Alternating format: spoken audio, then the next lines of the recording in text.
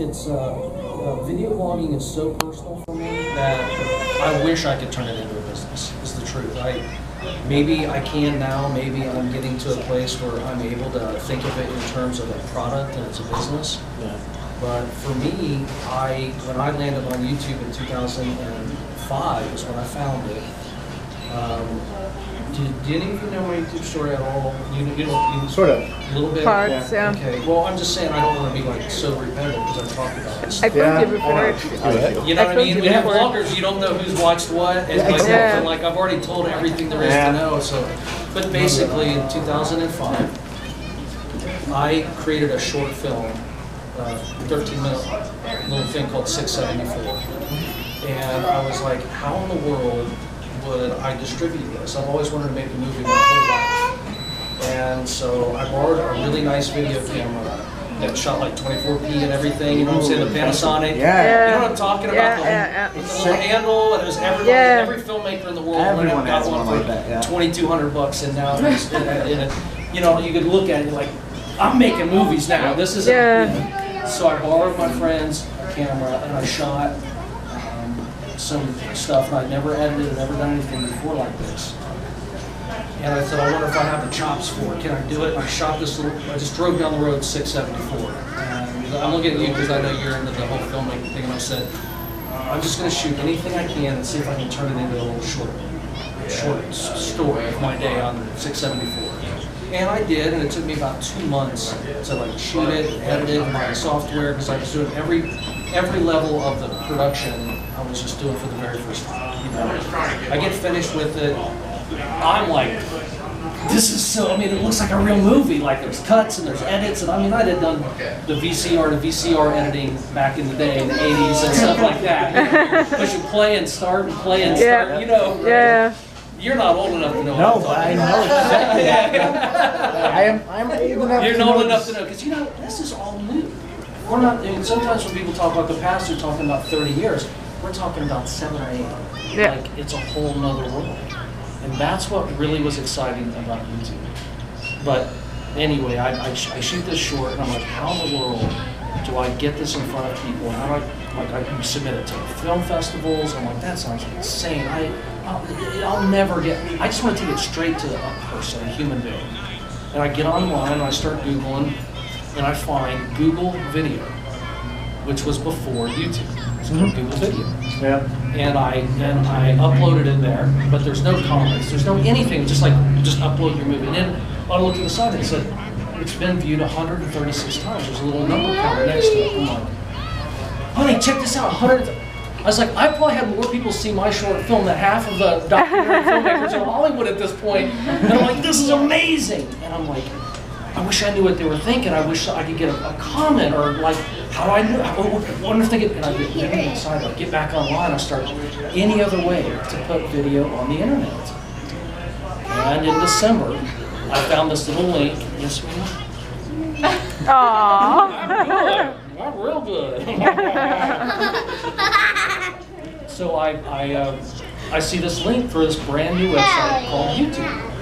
And I get excited, and I had just started a company called Renetto, which is my username on YouTube. And so I said, pick a username, and I never even had a username my whole life for anything, ever. And I just typed in Renetto, because it was the name of my company, and I think, well, there won't be any other Renettos, because we made up the word. We, Robinett, and Tento, 3 guys, you know, just came together, made a word, and started a business, and so I call it Renetto.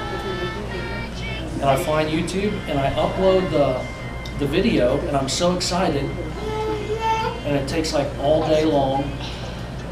Then I look the next day, and it's still not uploaded. And it said, sorry, your video's 13 minutes long, you can only do 10 minutes.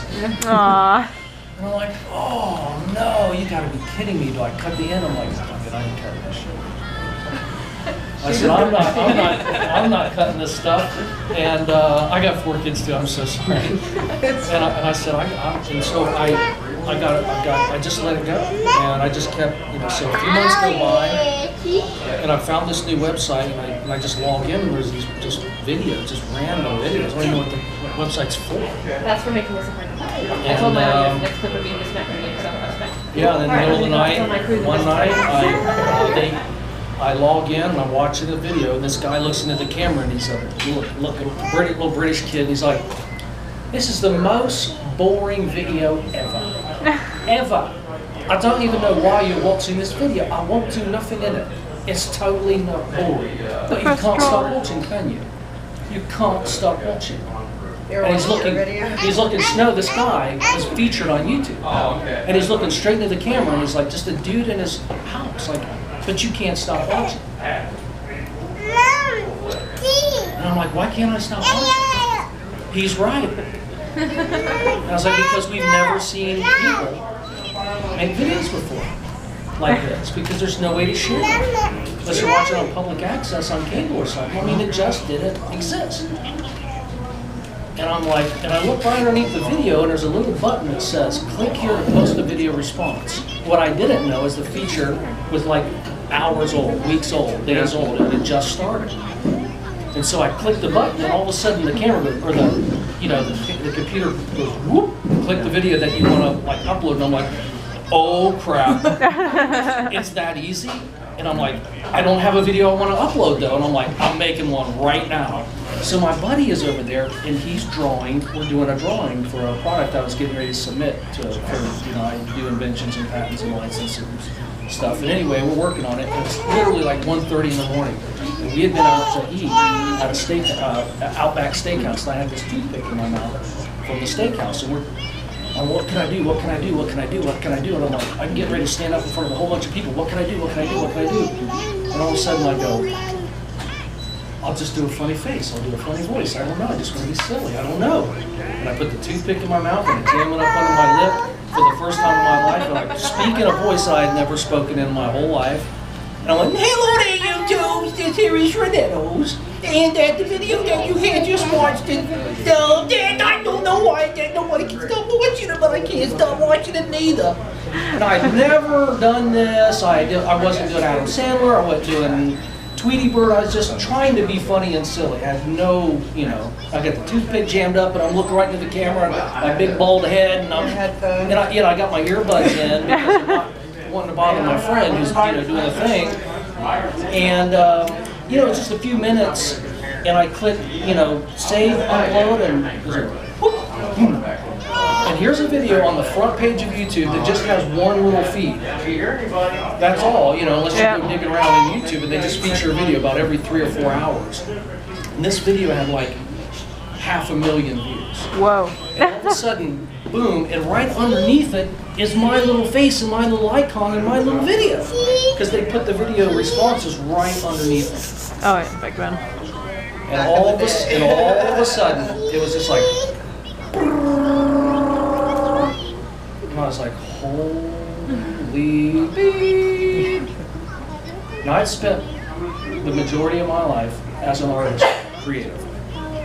I started out doing music, got a little record label, and got some songs out, but I was making things, trying to figure out how to get in front of people so that they can see it and respond, and that's how you do it. If you're a singer, you go to clubs, you get a record label, you do this whole thing. If you're a comedian, no matter what you do, as an artist, you're painting, no matter what you're doing, it's always about trying to find out how to get from you to that person. And I was like, that challenge is over. This is it. This is it right here. And I woke up the next day and I had 10,000 views on my videos. And I was in Baltimore, Maryland, with my buddy working on this project, and I was flying home the next day, and Andrea picks me up at the airport, and I was just literally shaking all over. I was at the airport with my phone, my laptop. I had my laptop, and I was plugged in, and I'm just watching, and I'm looking at the comments, and I'm reading it, and they're like, is this for real? Is it this guy's retarded? He's mentally ill? Like, how does he even know how to work a computer? And I'm like, this is unbelievable. This is incredible. How fast can I get to my camera to make another video? And I thought, well, how can I get popular? And I'm like, I know how to get popular. I'm just going to keep making reviews of other people's videos that are already popular. So you're a reply girl. Just like that. It was like, I'll just. What was the What, Loca? Little Loca? Little Loca, we like put makeup on you. So I just started looking at the most popular people on YouTube, and then I realized the most popular video didn't matter. It was who was getting the most comments. So I went straight to the comment section, which was where the community hung out. And I was like, my goal is to be on the front page of the comment section every day. Every day. I don't care about views. I can see right now this is all about community and interaction, because this is what's special. Anybody can get views. Anybody can put things in thumbnails. But the value of YouTube is going to be the community of YouTube. Because there's never been an online video community ever in the whole world. So we've all seen videos, but we've never even been able to, I got crazy excited. And I just made video after video after video for a couple of months in that character of Renetto. But I couldn't take it anymore. It's like people wanted to know if it was real or not, and I was getting, I was getting featured on YouTube. I had subscribers. I had everybody, hundreds of emails. It was insane. It was really insane. They named the YouTube room after him. If you go to YouTube headquarters, there's a Renetto room. Anyway, I'm allowed to brag about it. So how was it for you? It was insane. Crazy. Like I didn't. Did you I was understand? raising kids, so I wasn't as engaged. Did you understand and I would what's watch happening? The videos and I'm like, what? Why are you acting so stupid? I don't understand. That's really weird. But I mean, it was funny, But it's kind of weird to see your husband act. It wasn't funny. People were calling me saying, "You've got to stop. You're embarrassing yourself, your family. You're like." I mean, he's done worse. So. No. And my business partners, who was in a company with me called Renetto. He had taken the company name. I had taken our company name, and now when you Google Renetto, you didn't find our company. You found crazy guy. The guy. Hello there. My name is Renetto's, and one of the business partners, his dad is, kind of a sophisticated guy, and he's sitting around with him one time. He's like, "Hey son, I email or Google your company, and I see this retarded guy. Like, what's up with that?" He's like, "That's my business partner." And you think it's funny at first, except they're like, "Hey, this isn't cool," because people are like, not cool. Yeah, and then it's like, what if people don't like our company, and what if you say something that's offensive and everybody turns on you, and then they start trashing our company, blah, blah, blah. I'm like, guys, that could happen, but think about it the other way around. What if Renetto is popular and people buy our freaking products because they heard about it from me? And I'm like, but I don't want to advertise stuff because then it looks like an infomercial. That's why he's on here in the beginning. So I got so torn, I got so conflicted, and I just decided right then and there, I'm like, I don't need to make money doing this. I have a company, I have inventions, I have businesses. This is going to be totally, completely this is going to be not just my, this is my passion of my whole life. This is me. This is a platform for people to connect, for people to make friends, for people to get their art out, for people to change the world, for us to take over.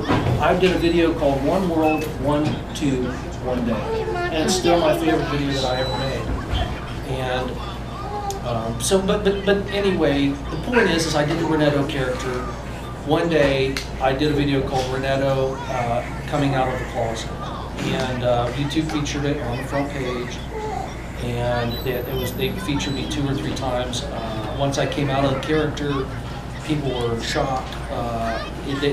Some people felt betrayed, some people thought it was hilarious. I didn't mean to kind of do that to people, but I came out and I was like, look guys, it's fun, I know this character is funny, but there's something much, much bigger going on here.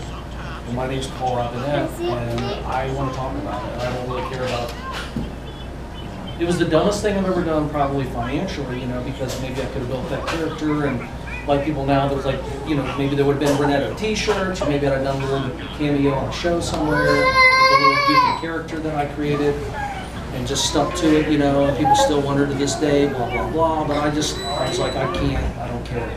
So I started talking about it, and then the next thing happened to me was I became kind of an unofficial YouTube evangelist.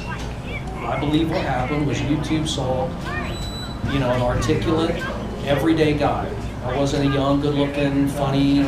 I wasn't some guy trying to make money. I wasn't, I just was a normal person, but had a little bit of I I don't know what you call it, charisma or just excitement or something, passion, something. And they said, this guy is an everyday guy, we want him to be seen. I think is what happened, because people tell me they couldn't go on YouTube without seeing my little bald head somewhere, you know, and I got tons of subscribers. Then all of a sudden, Google purchases YouTube for $1.65 billion. I am in the top 10 most subscribed in the history of YouTube at that moment, number 8 or 9. I'm probably the only individual. Everybody else is comedy groups, you know, singer-songwriters, whatever. And then here's just a 40-year-old, 45-year-old, bald, average, not even that terribly interesting or funny, with long, super long videos, you know. And so I ended up on the cover of newspapers and, you know, just because people wanted to know what's going on, why is YouTube a big deal, and so I'm doing interviews. They're saying, tell us what it is, what's, you know, here's an average guy, you know, getting famous, you know, what's it like? How's it changed your life? And still, there's no change in my life. I mean, I don't make any money at it. No one knows what I'm doing. Nobody cares what I'm doing. My family and friends are begging me to stop. People are worried that we're going to get killed and attacked because our, you know, there was a couple of close. There were some weird things that happened. The FBI ended up that's really weird. A little bit. Yeah, a guy. He's like one of his friends now. But. A guy. You make friends with people like this, but a guy got obsessed with our family and wanted to make sure that I responded to him. When I wouldn't, and I didn't, he started Googling us, Googled the phone numbers to all the people that lived around me, called a lady, said that I had won millions of dollars, no, that I received millions of dollars from an uncle who owned a business that died, and told a big old crazy story, and I think he's done something with his wife, and police come to our house, and literally we're like, what's going on? And they're like, well, this guy on the internet. And I'm like, okay, this is hilarious. I wasn't scared, I thought it was funny. And so I said, the more we did it, the more we talked about it, I just said, here's my address, 116 West Columbus Street, Canal, Winchester, Ohio. Come and get me, I'm here. And I was basically trying to prove the point that even when everybody knows everything about you, and I'm not hiding under the name Renetto anymore, and Paul Robinett's my wife, it's still okay. Everybody, let's do this, because nobody cares and nobody's going to bother you. 8 years later, nobody's ever bothered us. A couple prank phone calls, never had a package, never had anybody visit my house. No, baby, we're mean, like we're just being mean. No bombs. So the family situation was really difficult. It still is, because I started video blogging, and I was like, there's no point in doing anything other than giving it all. There's just no point in it. If not, I'm making a show. And I said the greatest show on earth really is the reality of a life. And if you could really feel like that person is just like you, and that person, and I was like, if I don't reveal our flaws and our faults and our insecurities and our fears, and my wife, you know, hates YouTube, and my kids hate that I take a camera everywhere we go, and, you know, and all these things are happening, and I'm traveling here, and I'm, you know, blah, blah, blah. If I don't show it all, then there's no point in showing any of it for me as a video blogger. And I think YouTube liked what I was doing. They liked my enthusiasm. I messed with them, and eventually they reached out to me, and they said, almost like I said, as an unofficial spokesperson, because I didn't have an affiliation with Google, but things happened, and I started basically being almost like a community advocate. I got an idea one night, or you got an idea one night. I said, everybody tells me, I keep trying to get people to video blog, and everybody says they don't video blog because they want a camera. So we ran a contest, and I bought 100 video cameras, and I sent them all over the world to people. And I said, is that okay? I said, we can get them for like $20 a piece on eBay. And there would be 5 or 6. I said, so it's literally a few $100 or maybe $1,000. That to me is like just a gift back to what is given to us. And I said, I don't know what there'll be in return, but I know if you just pour your heart and everything in your soul into anything, it'll come back somehow. Did Geriatric get one of those? see one other person. No. And then you guys know Peter, Geriatric 1927, the guy who was the older guy, who became the #1 most subscribed person on YouTube. The old guy. There was just vlog old people stuff, like literally. I did a video called. It's like 80 or something. Yeah. Who are you? Who? And I was wondering who's watching these videos. And then, I mean, it just goes, there's so, people responded. He was one of the ones. I mentioned it. One of the people on YouTube saw it. He got featured. He became the most famous person on YouTube. And I went to gatherings in London. I went to the first one in London. I went to the first VidCon. I was at the first As One gathering, which was before that in LA with, everybody and the makers. Everything that's happening on YouTube somehow or another, I was fortunate enough to just be in the earlier stages of it. And, just blah blah. I mean, I don't know. There's so much. Video blogging has changed the course of my whole life. Connecting with those people has changed the course of my life. The friends that I've made are still my friends. I have business partners. I ended up creating a community called Vloggerheads. I created the first video app. You guys are familiar with Vine? Video app. Well, I created the first one called Glimpse. It was predated that a couple of years. It was a 6-second video app, first one. That was with a guy on YouTube, 2 other people that I met on YouTube, and I mean, I could literally probably go on for 3 hours about the way that video blogging has impacted my life, the people that I've met, the partners that I have. My whole life is focused towards communicating and bringing people together. YouTube is part of that. I have never really turned my channel into a money-making thing. YouTube did when they started the partner program. They contacted me and said, we're getting ready to do a partner program. There's a really small group of people in the beta. We'd like for you to be a part of that. I mean, I got to be there up front. They paid me $3,000 a month with no strings attached. They said, we're going to seed fund people like you, and we just want you to keep making content. But eventually, it's going to be for everybody. Then I had some friends, Danny and Lisa, Lisa Nova. They started Maker's Studio, but I was sitting there just like you said about Columbus building resources. Danny calls me on the phone one day. He's like, Paul, we're brainstorming this idea. What do you think? I go out to LA, and it was the creation of Maker's Studio. Sold for $500 million to Disney this year. I was right there. I wasn't part of it. I didn't help with it, but there's conversations. All the people that were part of it, just getting to be a part in the foundation, the beginning of what is this new media platform is incredible. But I couldn't tell you a thing about making money on YouTube and it being a business that Tim could tell you. Not me, I've never done that. Still don't. Wish I knew how. But it's a passion. I pour my whole life into it. I made a video yesterday. Pretty emotional video. This week my mom went into the hospital, was diagnosed with potentially having cancer, and they found a large mass in her lungs, and I was just off YouTube, and she calls me on Friday, yesterday, and so the test came back, and everything's negative, there's no cancer in her body. I grab my camera, I turn it on while she's on the phone, I'm bawling my eyes out, and I thought, how many people get to share that moment? Literally not like yesterday this happened, like I'm telling you now. In that moment, at that moment, those real emotions. My mom's literally on the phone, I got the camera going, I'm crying, she's crying.